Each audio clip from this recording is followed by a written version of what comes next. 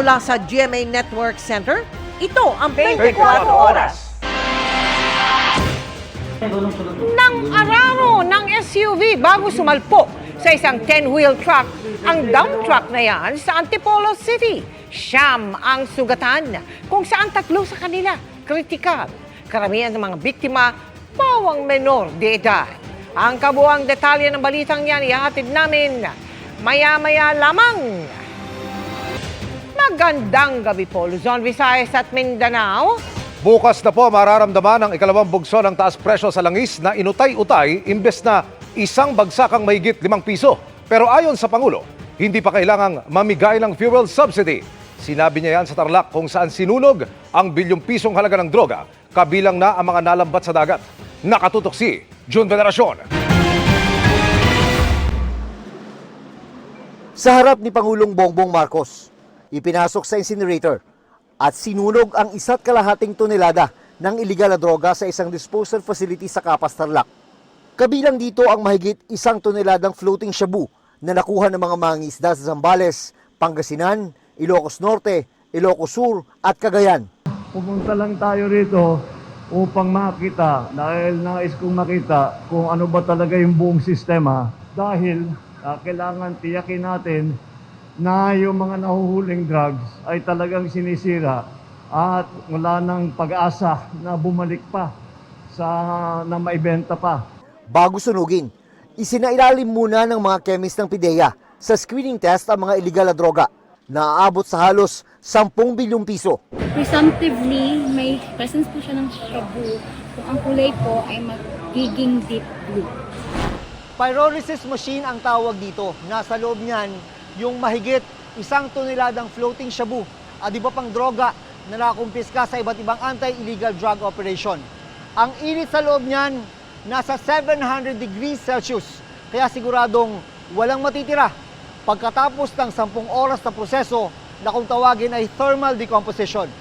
Bukod sa problema sa illegal na droga, tinututukan din ng gobyerno ang giyera ng Israel at Iran, lalo na ang epekto nito sa presyo ng langis. Kaya nagpulong kahapon ng mga economic manager ng Marcos administration. We looked at it at inanalyze namin kung paano mangyayari. And nakita natin that the effect on the economy should be manageable. Mula $79 per barrel ay bumaba na ang presyo ng langis sa $69 per barrel kasunod ng anunsyo ng ceasefire. Dahil ayos naman aniya ang presyo ng langis, walang nakikitang dahilan ng Pangulo na magbigay ng fuel subsidy. Ang sinasabi namin, hindi ayuda, subsidy, pag tumaas ang presyo. Kung di tumaas ang presyo ng langis, then there is no need for that. Para sa GMA Integrated News, June Veneracion, nakatutok, 24 Oras. Kumambyo ang gobyerno tungkol sa fuel subsidy para sa public transport drivers. Ayon nga sa Pangulo, hindi muna yan kailangan dahil bumababa ang presyo sa world market kasunod ng anunsyo ng ceasefire sa pagitan ng Israel at Iran. Nakatutok si Bernadette Reyes. Kasunod ng unang bugso ng oil price hike kahapon, nag-surprise inspection sa mga gasoline station ang mga kawani ng Department of Energy. Sa pamamagitan ng mga aparatong ito, malalaman ng mga kawani ng DOE kung tama ba ang sukat ng produktong petrolyo na dinidispense ng mga pump sa mga gasolinahan. Ito namang boting ito ang kanilang ginagamit para makakolekta ng mga samples na susuriin ng DOE. 10,000 pesos ang multa sa kada pump na hindi tama ang sukat ng dinidispense na petrolyo. 200,000 kung may violation pagdating sa kalidad. At kung 2 beses o higit pa na mahuhuling lumalabag. Sa second penalty mo, 300,000. At the same time, mayroon din hong revocation ng inyong certificate to operate. Bukas, June 26, ipapatupad naman ang ikalawang bagsak ng price increase. 1 peso and 75 centavos kada litro sa gasolina, 2 pesos and 60 centavos sa diesel at 2 pesos and 40 centavos sa kerosene. Pero sabi ng DOE, posibleng pansamantalang makahinga ang mga motorista sa susunod na linggo kung magtutuloy-tuloy ang naobserbahan nitong pagbaba ng presyo ng petrolyo sa world market nitong mga nakalipas na araw. Ang estimate namin, rollback ko tayo next week. sa 2 days pa lang. 2 days. Oo. Ngayon, hintayin natin ng Wednesday to Friday. This is an effect of the ceasefire. Hindi na yung ceasefire, yung parang kumalma na yung speculation. Dahil dyan, ayon kay Pangulong Bongbong Marcos, hindi raw muna kailangan ng fuel subsidy. The price of oil has not gone up. So we do not need to talk about the subsidy yet. The price of oil has not gone up. It went up for one day, then it came back down.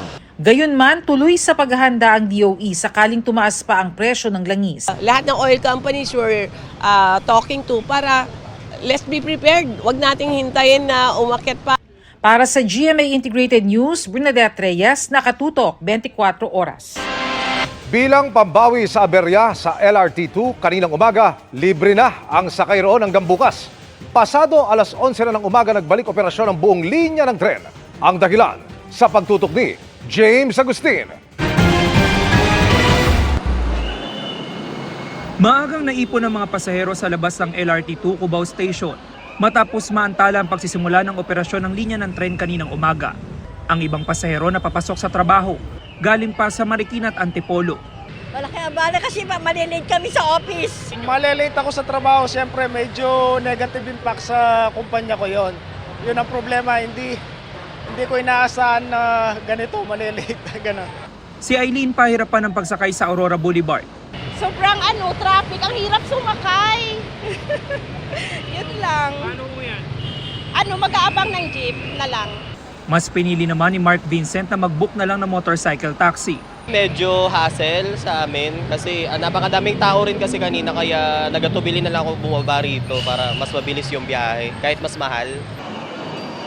Alas 6:45 na ng umaga na magsimula ang operasyon ng LRT2 na dapat sana'y alas 5 pa. Pero limitado lang ito sa Cubao hanggang Recto Stations at pabalik. Walang biyahe mula Antipolo hanggang Cubao at pabalik. Ang dahilan niyan, sabi ng LRTA, nagkaroon ng problema ang isang tren na ide-deploy patungong Recto pasado alas 3 sa madaling araw.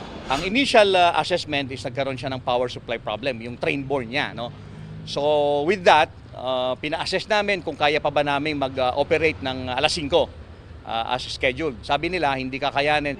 Sa isinagawang troubleshooting at inspection, nadiskubre na may technical problem din ang power transformer number 5 at 6 sa area ng Anonas at Santolan. Yung rectifier or transformer, ito yung nagko-convert, nagpa-process ng supply galing ng Meralco. Yung power supply natin galing ng Meralco, ipaprocess itong transformer para magamit naman na pagpapaandar ng ating mga tren. So far sa ngayon, ang nakitang problema is yung mga breaker. So yun ang naubos yung time natin na ina-isolate natin yung mga breaker. Iniisa-isa natin yung mga breaker para makita natin alin sa kanila yung may problema at mapalitan or ma-repair. Dahil sa naging aberya, ipinag-utos si DOTR Secretary Vince Dizon ng libreng sakay sa buong linya ng LRT2. Epektibo yan alas 9 ng umaga kanina hanggang bukas June 26. Humingi kami ng paumanhin sa nangyaring aberya dito sa Line 2 at sa ngayon naman ay puspusan yung pag-inspect namin sa linya para ma-isolate pa further. Para sa GMA Integrated News, James Agustin, nakatuto, 24 oras.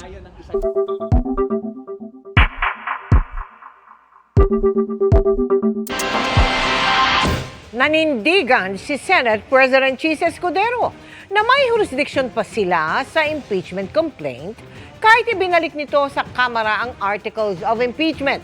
Taliwas sa ipinunto ng kampo ni Vice President Sara Duterte. Tinawag niya ring matigas ang ulo ng Kamara. Nakatutok si Mav Gonzalez. Isinumite na sa Senate Impeachment Court ang hiningi nitong sertipikasyon sa Kamara na hindi labag sa konstitusyon ang isinumiteng Articles of Impeachment laban kay Vice President Sara Duterte. Pero wala pa rin magagawang aksyon ng Impeachment Court hanggang hindi nagbubukas ang 20th Congress. Sabi ni Senate President Chis Escudero, kailangang hintayin ang hiningi ng korte sa mga papasok na kongresista na desidido silang ituloy ang kaso laban sa bise. Kailangan ding pumili ng Kamara ng mga magsisilbing prosecutors. July 28 kami magre-resume pero ceremonial yon para sa sona ng Pangulo.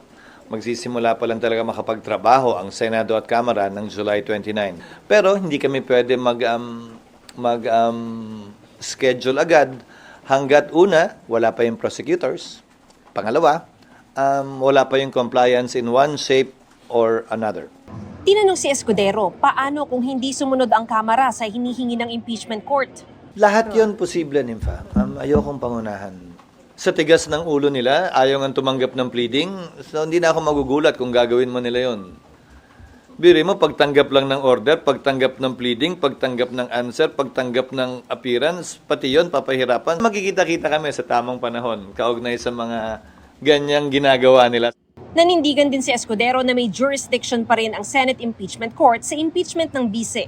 Sa sagot kasi ng bise sa summons ng korte, iginiit niyang wala ng jurisdiction ng impeachment court matapos nilang ibalik ang articles of impeachment sa Kamara. I refer you back to the order itself. Pakibasa na lang po yung order dahil nakalagay naman doon, hindi ba, return without dismissing nor terminating the case. Even if I am the Senate President bilang tagapangulo ng Senado, hindi ko pwedeng dagdagan o bawasan pa yung pinagbotohang order ng Senado. Kung ihahain ng kampo ng bise ang pagpapadismiss sa impeachment kapag nagsimula ang trial, sinabi ni Escudero na simple majority o 13 boto lang ang kailangan para i-dismiss ang impeachment complaint. Kailangan lamang daw ng 2/3 vote kung ang pinagbobotohan na ay ang pag-convict sa nasasakdal. It begs the question, kung may simple majority ka to dismiss, for example, then imposible ka na maka 2/3. Hindi ba? Correct. It's simple math. Para sa GMA Integrated News, Mav Gonzalez, nakatutok, 24 oras. Disgrasya ang inabot ng isang siklista na umiwas sa bahagi ng bike lane na pinaradahan ng isang van sa Pasig City. Tumumba kasi siya nang bumukas ang pintuan ng van at tiyempong dumaraan naman ang isang SUV. Ang kanyang sinapit. Panoorin sa pagtutok ni Chino Gaston. Mabagal ang daloy ng traffic sa Shaw Boulevard alas 3 ng hapon kahapon nang mag-park ang puting delivery van na ito sa bike lane sa Barangay Kapitolyo sa Pasig City. Nagbababa ang driver at kasama nito ng mga idineliver na tubig. Maya-maya pa, isang nakapulang siklistang nasa bike lane ang umovertake sa isang siklista at tila umiwas sa nakaparadang van. Pero biglang bumukas ang pintuan kaya tinamaan pa rin ang nakabisikleta. Pagkadaan ng ating biker po, na nakabump siya doon sa likod ng nakabukas na pinto. Yeah, opo. Tapos that's the time po na tumalsik po siya sa lane na kung saan po dumadaan din po yung Montero Sport po. Nasagasaan at dead on the spot ang 36 anyos na nagbibisikleta na pauwi na sana sa Cainta, Rizal mula sa kanyang trabaho. Arestado naman ang 40 anyos na driver ng SUV at ang 59 anyos na driver ng delivery van. Nahaharap sila sa reklamong reckless imprudence resulting to homicide. Ayon sa pamilya ng biktima, 2 araw ibuburol sa kanilang bahay sa Cainta ang kanyang mga labi bago dalhin pabalik ng Iloilo sa Visayas. Paalala ng kapulisan sa mga nagmamaneho ng sasakyan o di kaya nagmumotor. Huwag dadaan o paparada sa mga bike lanes dahil ito'y para sa kaligtasan ng mga nagbibisikleta at hindi para gamitin ng mga motorista. Para sa GMA Integrated News, Chino Gaston, nakatutok, 24 oras. Disgrasya dahil sa driver na edad 13. Kabilang siya sa 23 sugatan nang mabangga ng minamaneho niyang SUV ang isang van sa La Union. Nakatutok si Rafi Tima. Wasak ang harapan at gilid na bahagi ng van na yan matapos mabangga ng isang SUV sa San Juan, La Union noong linggo. Nangyari umano ang aksidente sa kurbadang bahagi ng kalsada. Yung SUV sir, galing siya ng Bacnotan, papunta siya ng south. Yung van naman sir, papuntang norte siya. So along dito sa may National Highway natin, dun sa may tabi ng munisipyo ng San Juan, sharp curve kasi yun sir eh. Sa base investigation sir, itong SUV na papuntang south, nag-encroach siya doon sa lane ng van. Kaya nabangga niya po yung van. Ang nagmamaneho ng nakabanggang SUV, babaeng edad 13 lang umano. Sugatan ang 21 sakay ng van, pati ang minor de edad na driver ng SUV at kasama nitong 14 anyos. Mga ganung mga edad sir, ang civil liability kasi nun sir, mapupunta sa magulang. Kung hindi sila magkasundo sa mga kailangan sigurong bayanan, siyempre karapatan din yung mga nasugatan, yung yung may-ari ng van, yung mag-ina na talagang na-fracture na mag-file ng kaso, yung civil liability nga sir, para magbayad yung magulang. Paglilinaw ng pulisya, Hindi po sila nakainom. Kumbaga talagang for curiosity sake lang, kaya kinuha nila yung sasakyan, drinag nila. sinusubukan pa ng GMA Integrated News na makuha ang panig ng mga sangkot sa aksidente. Kasalukuyan namang nasa kustudiya ng San Fernando City Social Welfare and Development ang 2 minor de edad. Para sa GMA Integrated News, Rafi Tima nakatutok, 24 oras. Itinanggi ng konduktor ng bus ang akusasyong siya ang nang taser o nanguryente sa viral na pananakit sa PWD sa EDSA Bus Carousel. Ang uploader naman ng nag-viral na karanakan ng mga bus sa Nueva Vizcaya sa sampahan ng cyber libel ng bus company. Nakatutok si Joseph Moro. Hindi lang pinagtulungang bugbugin. Sa isang bahagi ng viral na video, maririnig ding tinaser o kinoryente ang isang 25 anyos na person with disability na sakay ng isang bus sa EDSA Bus Carousel noong June 9. Nasisisi ang driver at konduktor ng bus ng Precious Grace Transport. Inakusahan din ng konduktor na siyang ng-taser. Pero sa pagharap nila sa Land Transportation Franchising and Regulatory Board o LTFRB bilang pagsunod sa show cause order, itinanggi ng konduktor na si Francis Sauro na siya ang ng-taser sa biktima. Sabi niya bumaba siya sa bus para i-report ang pangangagat ng biktima sa kapwa pasahero nito. Sabi po ng pasahero na, Kuya, pababayin mo na lang itong pasahero mo, nangangagat na naman. Sa baba ako nung time na yun eh. Pag-akit ko po, na humingi ako, magpasis ako sa guard doon. Hindi ko naman akalain na nabugbog na pala nila. 3 lalaki aniyaan ng bugbog at sa kumalat na video na niya nakitang tinaser ang biktima. Ba't ako nadamay? Ba't ako pa yung gumamit ng teaser? Sabi nga, wala po sir. Ayon sa LTFRB, may pananagutan pa rin ang konduktor at driver. Every operator is required to provide safe spaces to all boarding passengers. It would appear now that may pagkakamali, administrative liability, considering na meron ngang pagbubugbog na naganap. Hinihingi ng LTFRB ang CCTV sa loob ng bus. Ayon sa kumpanya, may 5 silang CCTV sa loob pero maaaring nabura na umano. Generally, 72 hours lang yung memory. It is something that maybe the board has to look into. Sa ngayon, piniimbestigahan ng DOTR sa PNP Cybercrime Group ang post ng isang posibleng security guard na nagbabala sa mga umuning nangangagat na pasahero. Sabi kasi niya sa post, buti at dala niya ang kanyang panguryente noon. Kakasuhan siya ng pamilya ng biktima. Sa pagdinig naman, kaugnay ng viral na kuha ng umunoy karerahan ng mga GV Florida bus sa Nueva Vizcaya, sinabi ng abogado ng kumpanya na isang bus lamang ang lumabag sa batas batay sa video. Yung unang nag-overtake sa kaliwa, napakabagal niya. I do not agree that there was recklessness on his part. Yung nag-overtake doon sa kanan, that is allowed by 4136. Yung huli na nag-overtake sa pickup at in-overtake pa niya yung kasama niya approaching yellow lane, I agree. He deserves sanction. Sasampahan ng kumpanya ng cyber libel ang nag-upload ng video na umano'y may matagal nang gusot ang pamilya sa may-ari ng Florida bus.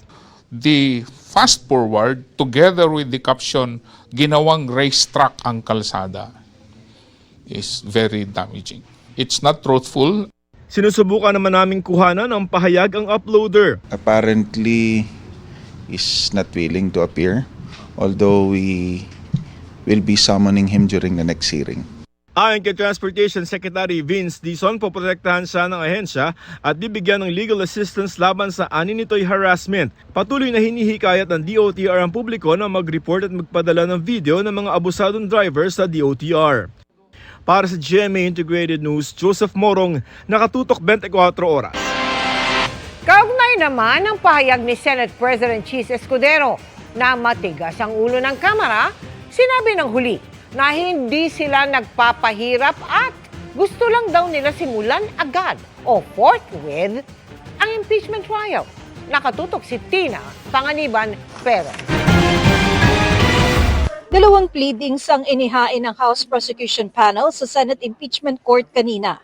Una, ang submission ng kopya ng resolusyong inaprubahan ng Kamara para sertipikahang sumunod ang Articles of Impeachment laban kay Vice President Sara Duterte sa constitutional requirement na isang impeachment complaint lang ang pwedeng simulan laban sa isang impeachable official sa loob ng isang taon. We have our legal basis and factual basis to say na it was constitutional to begin with po. Pangalawa, ang manifestation ng muling pagsusumite ng entry of appearance ng mga miyembro ng House Prosecution Panel. Because pinunan nila that when the entry of appearance was made, the impeachment court was not yet convened. So, nirefile namin para wala ng issue. Binigyan din ng House Prosecution Panel ng kopya ng pleadings ang mga abogado ng bise.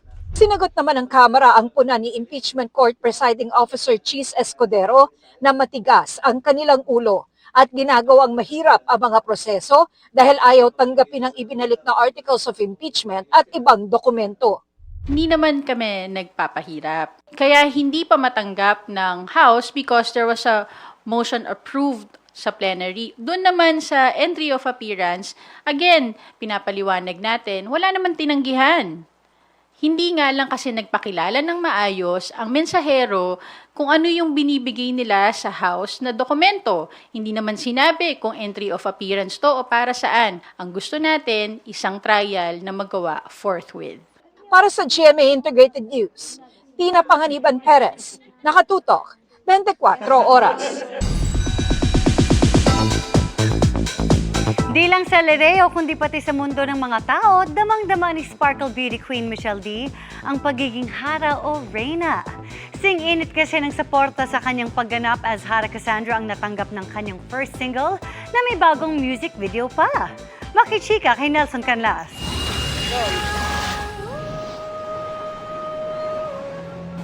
Nagtapatan na ang mga reyna ng Lereo at Miniabe, pero hindi sa isang madugong digmaan, kundi sa bato-bato pic. Yan ang kwelang post sa TikTok ni Hara Cassandra Michelle D na nanalo sa laban kontra kay Kera Mitena, Rian Ramos. Paano ba naman kasi pangmalakasan ng brilyante ng hangin na hawak ni Cassandra? Thankful and excited parati si Michelle every time na pag-uusapan ng kanyang role sa Encantadia Chronicles Sangre. Na-challenge kasi siya at mas na-explore ang creative juices nila ng kanyang BFF na si Rian. Pero iba talaga magmahal ang Encantadix. And alam natin na malalim ang hugot nila sa every character that comes out. I have nothing but my gratitude to the network, of course, for the trust to play that.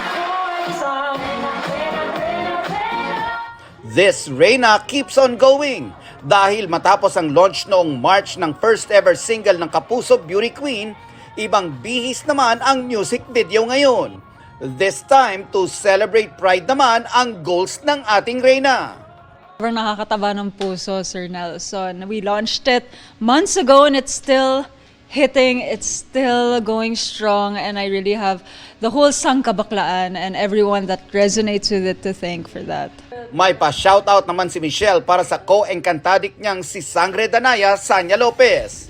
Hamon ni Michelle na magpuksaan din ang kanilang alter egos na Reyna at Asia's Mekaniko sa isang collab. Actually, Sanya I'm waiting for that. Hot Maria Clara mo and Reyna, magkikita soon. Nelson Canlas, updated sa Showbiz Happenings. Sinagot ni Vice President Sara Duterte ang pagtutol ng ICC prosecutor sa hiling na interim release para kay dating Pangulong Rodrigo Duterte. Kabilang diyan ang pangamba ng prosekusyon dahil makapangyarihan pa rin umano ang mga Duterte. Nakatutok si Marisol Abdurrahman. It doesn't make sense to say. Hindi raw maintindihan ni Vice President Sara Duterte ang mga rason ng prosekusyon sa pagharang nito sa hinihinging interim release para sa amang si dating Pangulong Rodrigo Duterte. Isa kasi sa idinadahilan ng prosecution ang pagkakaroon pa rin ng makapangyarihang mga kamag-anak at kaalyado kabilang ang bise. But my power and authority do not extend beyond Philippine shores. So kung saan man yung bansa na may interim release ay wala tayong say doon at hindi makikinig yung gobyerno doon sa Philippine Vice President. Ipinunto rin ng prosecution ang mga pahayag ng kanyang pamilya. Dapat siguro ang kanilang pinagbabasihan lang ay yung actions and sinasabi ng akusado, hindi at kung ano yung sinasabi ng country where he will be released to.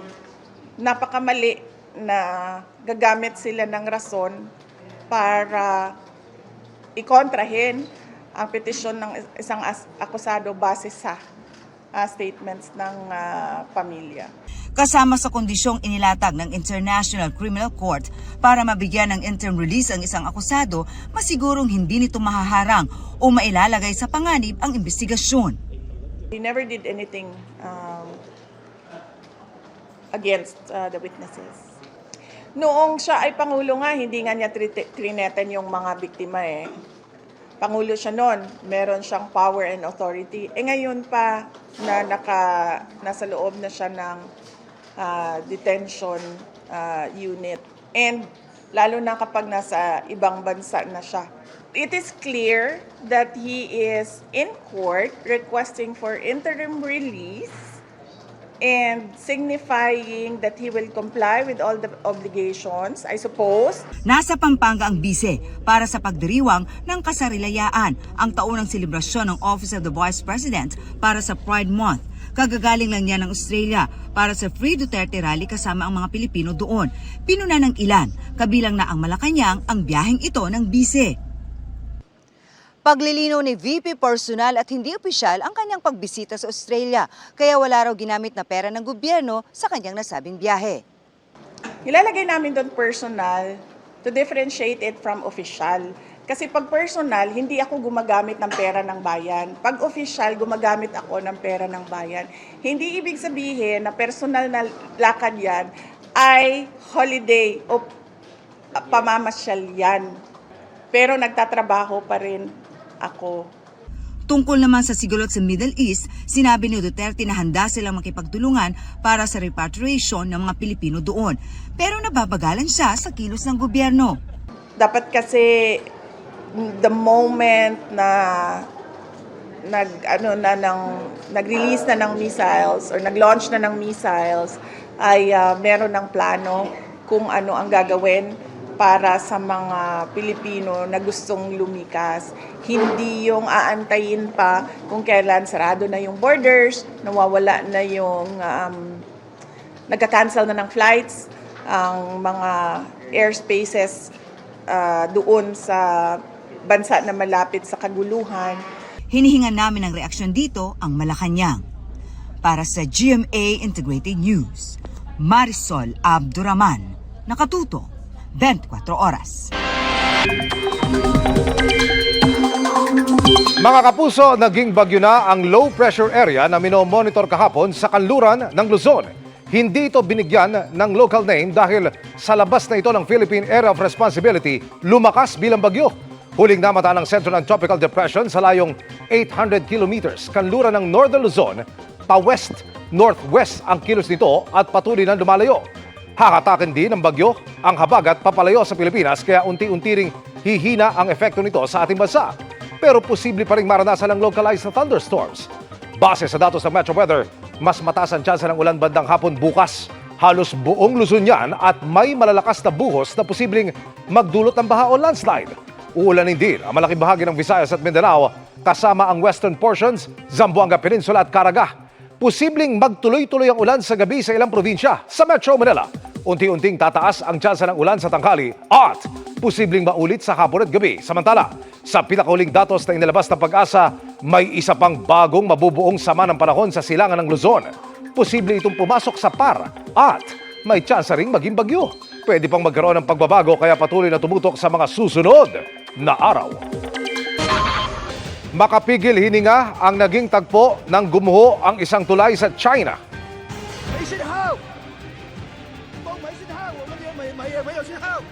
Bumitin kasi ang unahan ng truck na ito sa dulo ng gumuhong parte ng tulay. Kita rin sa video kung gaano kataas ang pinagbagsakan ng tulay. Nasa truck ang driver na inabisuhang maghintay ng mga rescuer. Tagumpay naman siyang nailigtas ayon sa mga otoridad. Gumuho ang tulay dahil sa landslide na bunsod ng malakas na ulan. Sa Ukraine, hindi bababa sa 14 ang patay sa magkahiwalay na pag-atake ng Russia. Sa isang insidente, hindi bababa sa 11 ang patay dahil sa ballistic missile ng Russia. Mahigit 160 naman ang sugatan kabilang ang ilang bata. Sa isa pang pag-atake, sa hiwalay na lugar, 3 ang nasawi kabilang na ang 8 taong gulang na batang lalaki. Natutulog ang mga biktima ng mangyari ang drone attack. February 2022 na magsimula ang giyera dahil sa pagsakop ng Russia sa Ukraine kung saan libu-libong sibilyan na ang nasawi.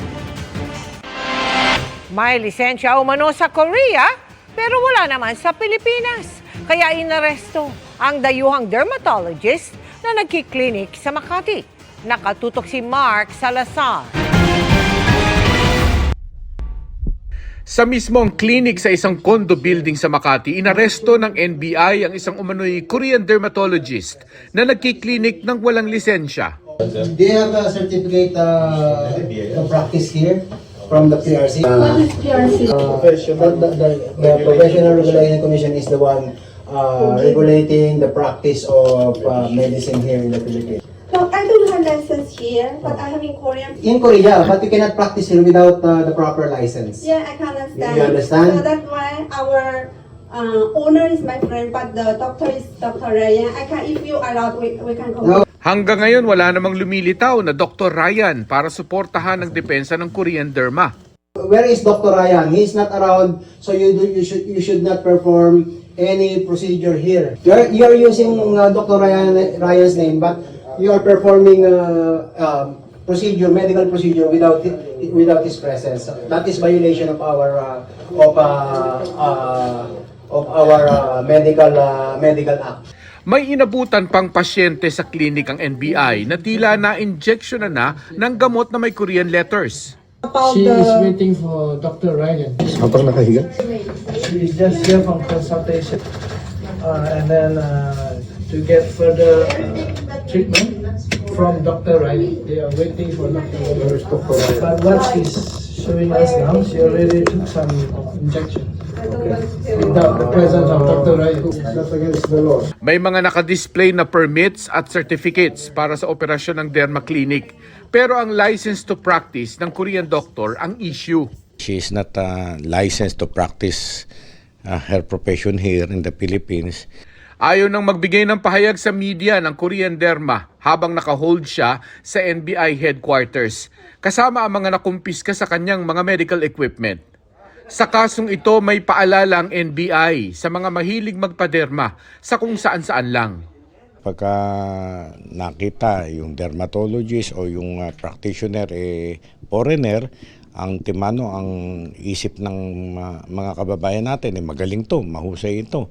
But then, yun, ingat sila, lalo na kung foreigner, kailangan see to it na merong license talaga. Para sa GMA Integrated News, Mark Salazar, nakatutok 24 oras. Update sa pag-araro ng truck sa isang SUV sa Antipolo na ikinasugat ng 9 na tao, umabot sa 10 sasakyan ang nagkarambola sa lugar. Nakatutok doon live si Jamie Santos. Jamie! Emil, nandito pa rin sa kahabaan ng Sumulong Highway ang dump truck na di umano'y nawala ng preno na naging dahilan ng karambola ng mga sasakyan kaninang hapon. Hagip ng CCTV ng isang gasolinahan ang pagtumbok ng isang dump truck sa isang kotse at ang pagpaikot-ikot nito sa lakas ng impact ng pagkakabangga. Kitang-kita rin ang pagbangga ng truck sa kasalubong na wing van sa Sumulong Highway sa Barangay Mambugan, Antipolo City kaninang hapon. Wasak na wasak ang harapang bahagi ng kaparehong dump truck at wing van. Nagkabasag-basag din ang kanilang mga windshield. Galing umanong Antipolo proper patungong Masinag ang dump truck nang mawalan ng preno sa pasulong na bahagi ng Sumulong Highway. Hindi rin umano gumana ang air brake nito dahilan sa pagsuro nito sa iba pang sasakyan. 9 ang sugatan sa karambola ng 10 sasakyan. Dahil sa aksidente, mabigat ang daloy ng trapiko sa kahabaan ng Sumulong Highway. Nagkalat din kasi sa kalsada ang mga bote ng soft drinks na karga ng elf truck na nadamay din sa aksidente. Agad naman daw naisugod sa ospital ang lahat ng sugatan. Emil, sa mga oras na ito ay mabigat pa rin ang daloy ng trapiko dito nga sa kahabaan ng Sumulong Highway. Sa di kasi kalayuan, mga ilang metro mula rito sa ating kinatatayuan, isang aksidente naman po ang naitala. Isang elf truck at 3 kotse po ang damay sa aksidente. At yan ang latest mula rito sa Antipolo. Balik sa iyo, Emil. Maraming salamat, Jamie Santos. Natrap sa isang imburnal sa Cebu City ang isang lalaking naghahanap umano ng barya. Ang pagsagip sa kanya tunghayan sa pagtutok ni Alan Domingo ng GMA Regional TV. Sa isang imburnal sa Cebu City, natrap ang lalaking ito kaya sinakluluhan ng Special Rescue Force ng City Hall. Persahang tinanggal ang bakal na cover ng manhole. Pagkatapos ay pinagtulungang mailabas ang lalaki. Hinang-hina na siya noon kaya agad na dinala sa ospital. Ayon sa nakakita sa lalaki, may narinig siyang may pumupukpok sa cover ng imburnal at boses mula rito. Nang tingnan, nakita niya ang lalaki na humingi ng tulong. Pagkanaw na ko sa manhol na may tao, di niya na ako sus, ganong naamo ka diya. Ang yung tubaga to siya na siya kapoy kayo. Agad niya itong inireport sa sitong personnel na siyang tumawag ng rescue. Ayon sa CCDRRMC, hindi na nagpa-confine ang nasabing lalaki sa pagamutan matapos ma-check na nasa mabuti itong kalagayan. Proximity from San Jose to Gaisano, Colon, sa P. Lopez, that's roughly mga 500 meters, no? Diya sa nalipong sa gutong sural. Imagine, gikan anang kanal, kanumita kag sensyo, so ito nalipong. Napagalaman na sa butas malapit sa isang universidad pumasok ang 39 anyos na lalaki para maghanap ng barya sa imburnal. Nang mahirapang huminga ay lalabas na siya pero may cover lahat ng manhole na dadaanan. Nakipag-ugnayan na ang DSWD sa CCDRRMC para mabigyan ng kaukulang intervention ang lalaki. Sa psychosocial intervention, mo conduct mig assessment. Then hung visit kung kinsa tong ato ang mga katong last Saturday nga ato ang nisulod sa atong kanal kung unsa gi purpose why ang social worker mag-gather siya data kung unsay mga problema nga iyang na-encounter.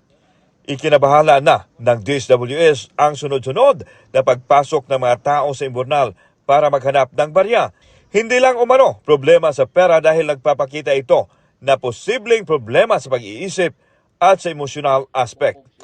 Ilang linggo lang ang nakalipas nang nirescue ang isang minor de edad na naipit sa cover ng manhole nang tangkain niyang maghanap ng barya sa imburnal. Mula sa GMA Regional TV at GMA Integrated News, Alan Domingo, nakatutok 24 oras. Booked and busy si Sangre Flamara Faith Da Silva sa sunod-sunod niyang projects from acting, dancing to hosting. Sa sobrang abala, may time pa kaya siya for love life? Makichika kay Lars Santiago. So let's stay. Nakipagkatuwaan ng todo si Faith Da Silva sa idinaos na Sparkle Birthday Lunch para sa Sparkle Artists na nagbi-birthday sa buwan ng April, May at June. Masaya raw si Faith na makabanding ang kapwa niya Sparkle Stars sa mga ganitong pagkakataon. Masarap din na mas makilala ng lubusan ng iba pang mga artists and also yung mga bosses namin, mga managers namin. Kinikilig si Faith kapag napag-uusapan ang malaking tagumpay ng Encantadia Chronicles Sangre. Simula nang ipalabas ito noong nakaraang linggo sa GMA Prime. Tito Lar, more than the ratings, it's the movement and the impact na nararamdaman ko talaga kung gaano ka-excited yung mga Encantadix natin. And kasi kami ni na Bianca, ako, Bianca, Angel, Kelvin, at Rian, we all watched in the same area. It just felt surreal na to think about ilang tao din yung kasabay namin na napapanood siya for the very first time. At ang mga grown-up Flamara, Dea at Adamus, mas madalas nang mapapanood. Sa unang paglabas namin, siguro ang madidistinguish nyo doon is yung kakaibang character namin sa element namin siguro. At kung paano kami pinalaki ng aming mga magulang. Kasi galing ako sa Hatoria at Punjabe. So kung paano ba binago ng buong pamilya yung isang firekeeper, kumbaga. Hindi lang sangre ang pinagkakaabalahan ngayon ni Faith. Dahil sa darating na Sabado, mapapanood din siya sa Stars on the Floor. Isa si Faith sa Celebrity Dance Stars sa original Kapuso Dance Show. It's a challenge, not just for me, para po sa aming lahat doon. And ang masasabi ko lang, I'm so grateful na I can finally say na parte ako ng dance community. At yung syempre ang mga judges natin, Mamang Pokwang, Marian Rivera, Sir J, at syempre hosted by Alden Richards. Dito nga raw naranasan ni Faith ang pagsayaw sa mga genre na hindi siya pamilyar. Sa totoo lang, yung paso doble, jive, yung dance sport, this is something I've never done before in my life. Hip-hop na pang lalaki. Kumbaga parang lahat talaga naikot talaga namin. May tuksuhan nga raw sila sa Stars on the Floor. Magkalaban ang mag-ada na sina Pirena at Flamara. Minsan, nagugulat ako sa mga galawan ni Ate Glyza na sabi ko, hindi ko in-expect na kaya mong gawin yung lahat. Pero alam mo yun, dahil siguro it's a competition, like heated kaming lahat, bilang mga Hatorian kami at nag-iinit talaga kami palagi. Bukod sa dalawang shows, host din si Faith sa TikTok Clock. At sa dami ng trabaho, may time pa kaya siya for love life. Nagsabi talaga ako na guys, after ng sangre, magbo-boyfriend na ako. Sabi ko, pero parang ngayon, may Stars on the Floor na naman din. So parang tatapusin ko din muna ba yung Stars on the Floor bago ko mag-love life. War Santiago, updated sa showbiz happenings. And that's my chika this Wednesday night. Ako po si Iya Arellano. Miss Mel, Emil. Salamat sa iyo, Iya. Thanks, Iya. At yan ang mga balita ngayong Miyerkules. Ako po si Mel Tiangco para sa mas malaking misyon. Para sa mas malawak na paglilingkod sa bayan, ako po si Emil Sumangil. Mula sa GMA Integrated News, ang News Authority ng Pilipino. Nakatuto kami 24 oras.